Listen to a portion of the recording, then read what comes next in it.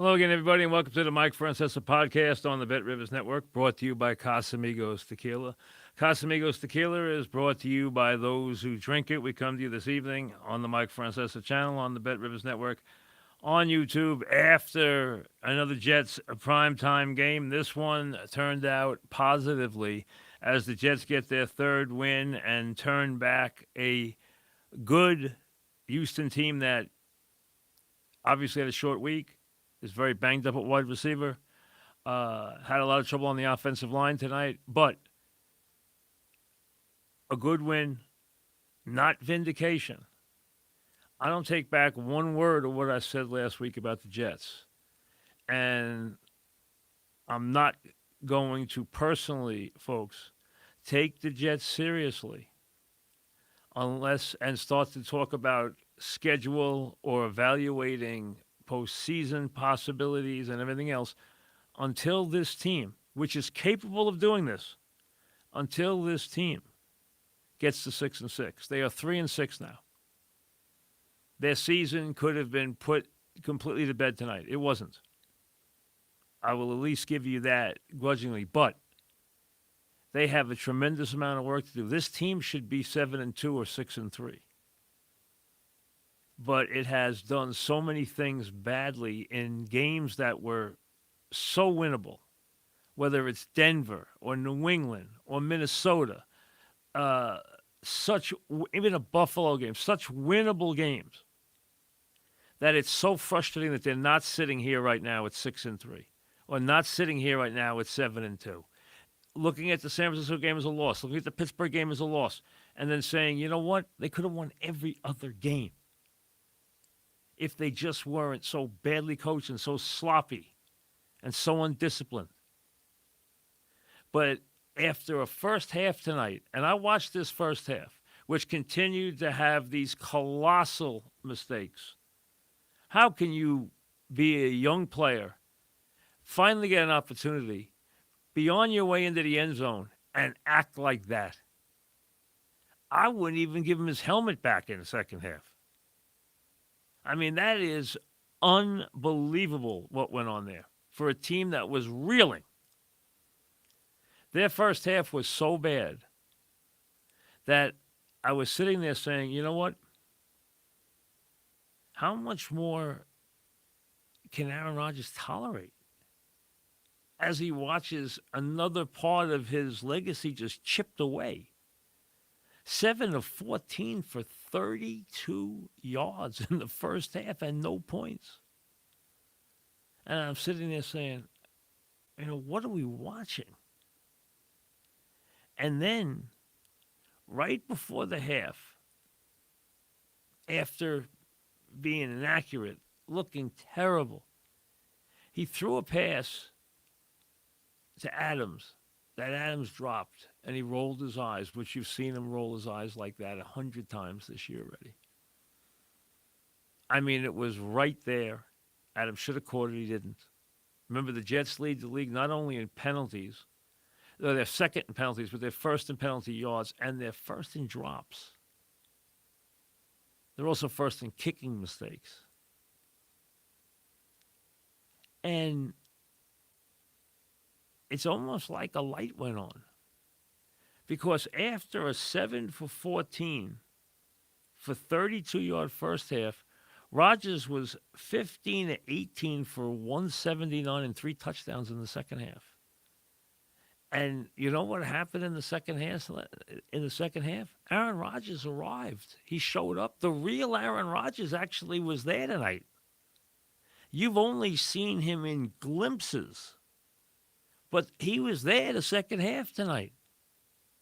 He was making plays on third down to Adams. He was making plays on third down to Wilson. He was throwing the ball up and being aggressive, with Wilson paying it off finally with making a catch where you can think about being considered a great receiver when you make catches like the one he made. I know everybody goes gaga every time there's a one-handed catch in this league. All right, we've seen enough of them that I don't know why you get so excited every time you see one. Now, I learned something tonight because I've never seen The shin. The shin. I've seen the knee. I've never seen the shin considered in bounds. I've never seen that call before. Defined that way.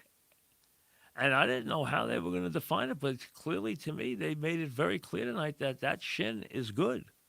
Where I thought he would have had to get the knee down or more than the knee down for that to be a catch.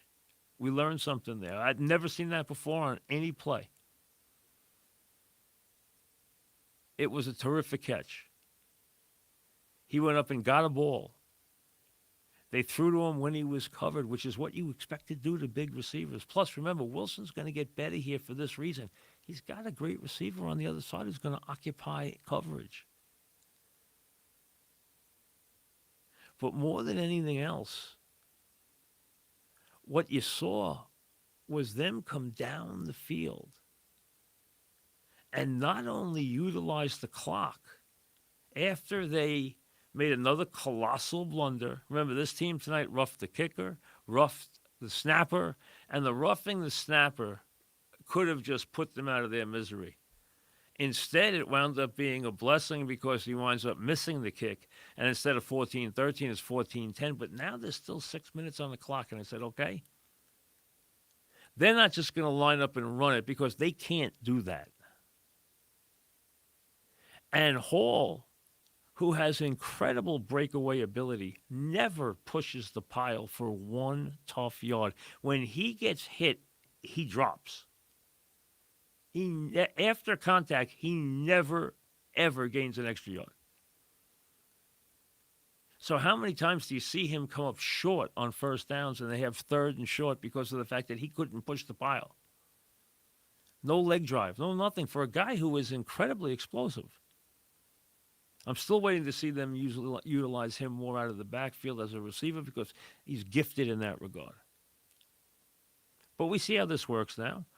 Hall gets the catches. Hall gets the first and second downs. He tries to break plays. And then on short, they're going to bring in the kid and let him pound. That's fine. Everybody can have a role. And Hall's just not a good short yardage back. Everyone wondered if he would be one, if he would ever become one. He's not one.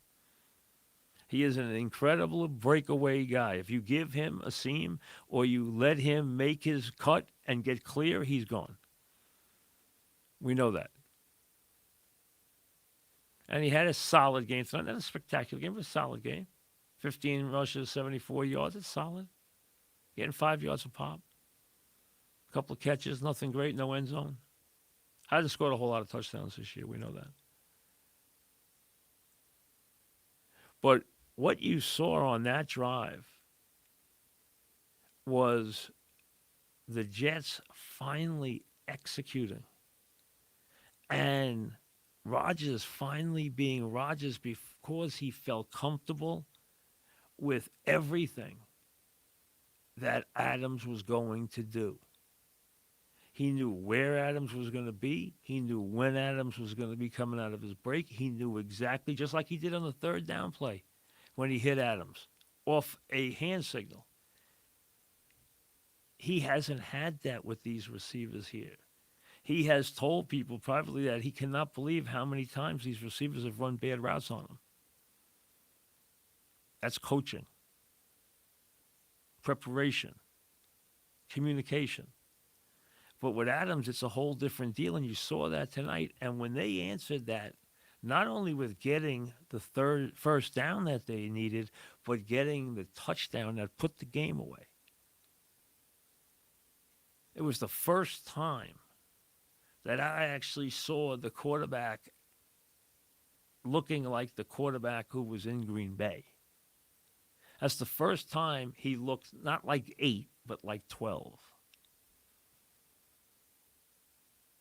Second half today. And then you actually saw him move.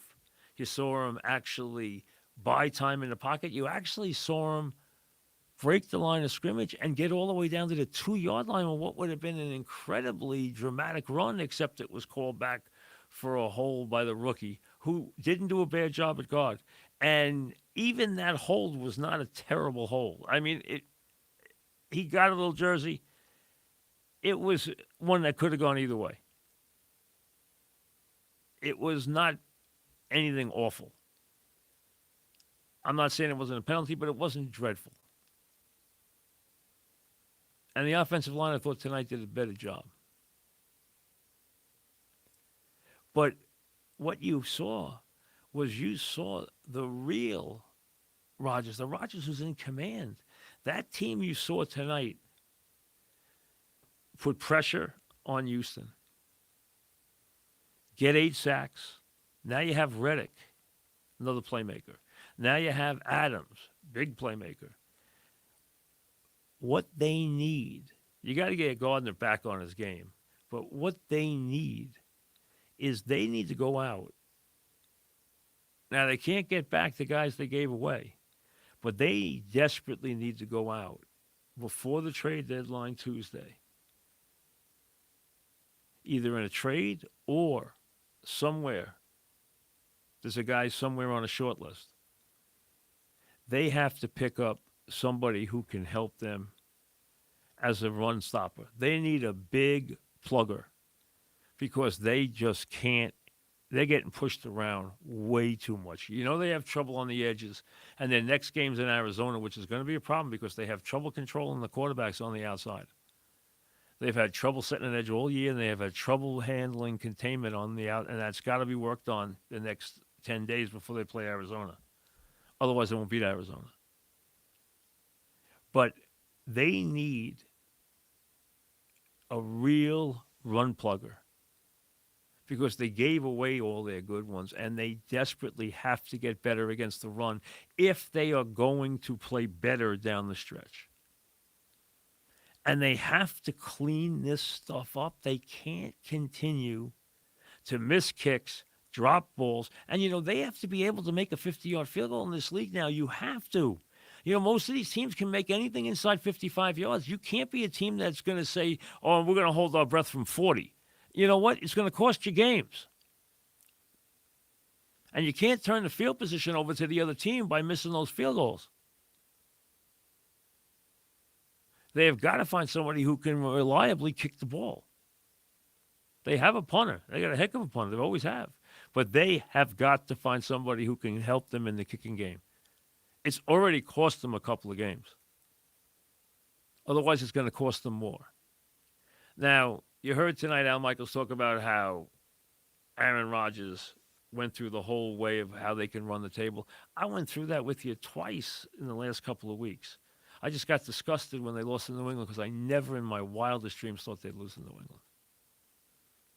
I thought they'd lose to Pittsburgh. And then I thought they'd beat New England badly, and then they'd win this game tonight, and they'd be sitting at 4-5. And it still makes me unhappy because I thought this team would win double digits this year. I thought they'd make the playoffs. And I watched them hand over games one after another that they should have won. This team has players. Do they have a couple of Achilles heels? Yes, they've created a couple. And listen, they've been a little unlucky. They lost Johnson. Mosley's been worthless for them. They've been banged up in the secondary.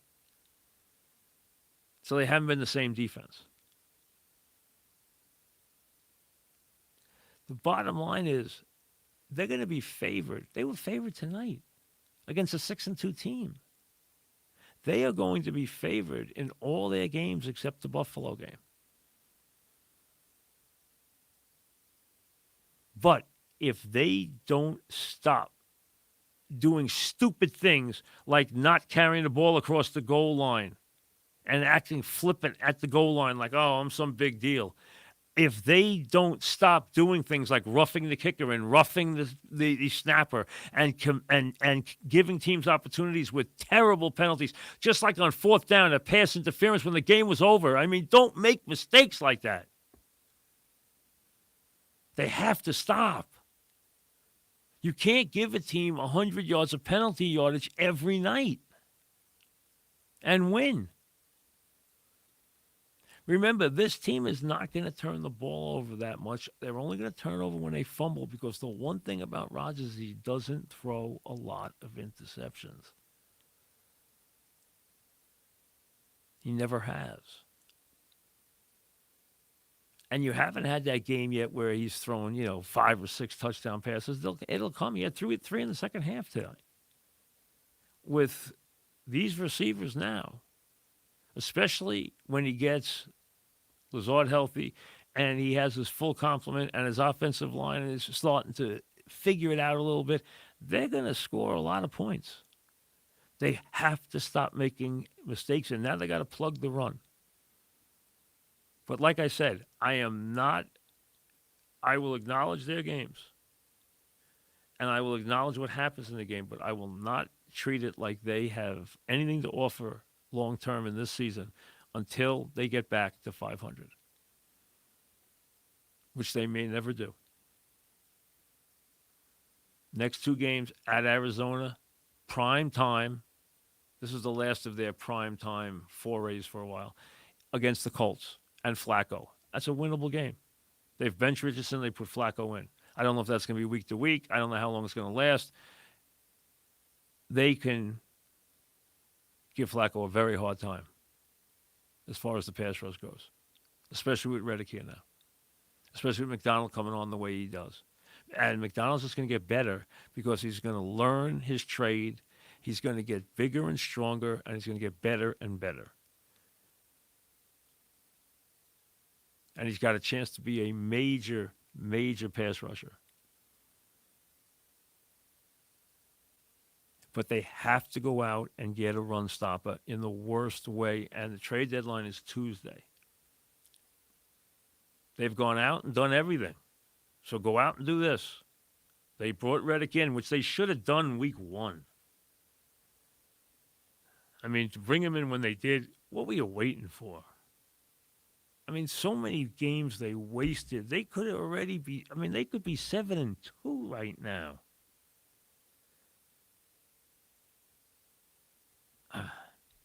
As it is, they're going to have to run the table to make the playoffs. I don't know if 10 will get it. He's talking about winning 11. Hey, you take them one at a time. They will be favored in every game except one. Dolphins are messed up. They're not going to get this fixed this year. They can beat every team on their schedule, and I'm giving them a loss at Buffalo. All right, I don't expect them to go to Buffalo and win. Could they do that? Yes. They could have won the Buffalo game. They can play with Buffalo.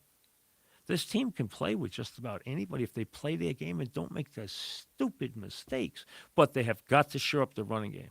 They have got to shore up their short yardage running game on offense, and they have got to shore up their running defense. Because right now they are giving up way too much and they're getting pushed around. They got to go out and get a run plugger. Get a, you know the kind of guy you need. He just needs to be big and strong and immovable. And that kind of guy can stop the run. And those guys, they don't cost that much because they aren't guys who are going to get to the quarterback. So the one big positive here, as you revel in the catch and how smooth Devontae Adams looked, and the fact that they got all the sacks they did. But what you saw tonight was you saw 8 turn into 12 for the first time since he's been here. And when he's 12, it's a whole different deal. Whole different deal. We'll see you later.